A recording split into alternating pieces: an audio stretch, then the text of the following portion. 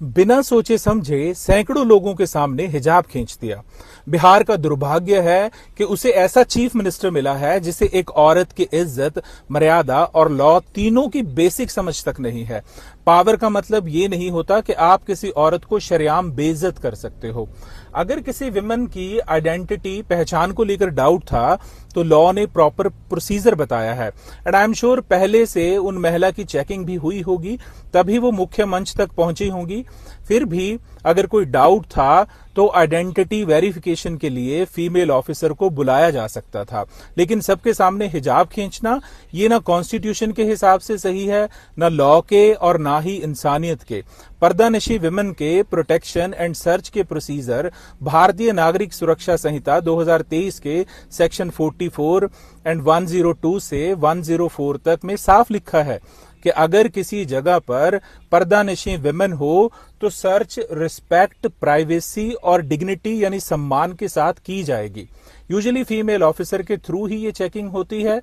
Law ये मानता है कि पर्दानशी विमेन सिर्फ हिजाब या घूंघट पहनने वाली औरत नहीं होती। पर्दानशी होना एक लीगल स्टेटस है जो औरत के लिए होता है जो कस्टम, सोशल कंडीशन के चलते पब्लिक इंटरेक्शन से दूर रहती हैं। ये सब प्रोटेक्शन तो किसी अपराधी महिला तक को भी मुहैया है, और वो महिला जिनका हिजाब खींचा गया वो तो फिर एक मेडिकल प्रोफेशनल थी। 2024 मुंबई कॉलेज हिजाब केस में सुप्रीम कोर्ट ने साफ कहा कि हिजाब पहनना स्टूडेंट्स की पर्सनल चॉइस है और कॉलेज इस चॉइस को जो फोर्स या बैन नहीं कर सकता। कोर्ट ने स्ट्रांग क्वेश्चन भी पूछा कि क्या फिर बिंदी और तिलक लगाना भी बैन कर दोगे? इससे भी ज्यादा शर्मनाक सोच वो है जो इस हरकत को जस्टिफाई कर रही है। इस मुद्दे से जुड़ी वीडियोस के नीचे लोग कमेंट लिख रहे हैं कि वो औरत टेररिस्ट हो सकती थी, और साथ ही हिंदू मुस्लिम एक दूसरे को मां बहन की गालियां दे रहे हैं। जरा ठंडे दिमाग से सोचिए कि अगर कोई औरत घूंघट में स्टेज पे आती तो क्या मुख्यमंत्री जी घूंघट भी उठा देते?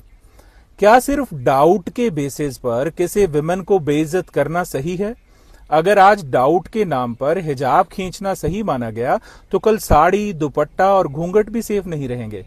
ये इशू रिलीजन का नहीं है, ये इशू रूल ऑफ लॉ का है। जो पावर में रहकर लॉ फॉलो नहीं करता वो कैसे सिक्योरिटी देगा? याद रखिए, लॉ डाउट के बेसिस पर बेइज्जती अलाउ नहीं करता, और जो ये बात नहीं समझता वो सिर्फ कुर्सी पर बैठा हुआ है पर उस कुर्सी के लायक नहीं है।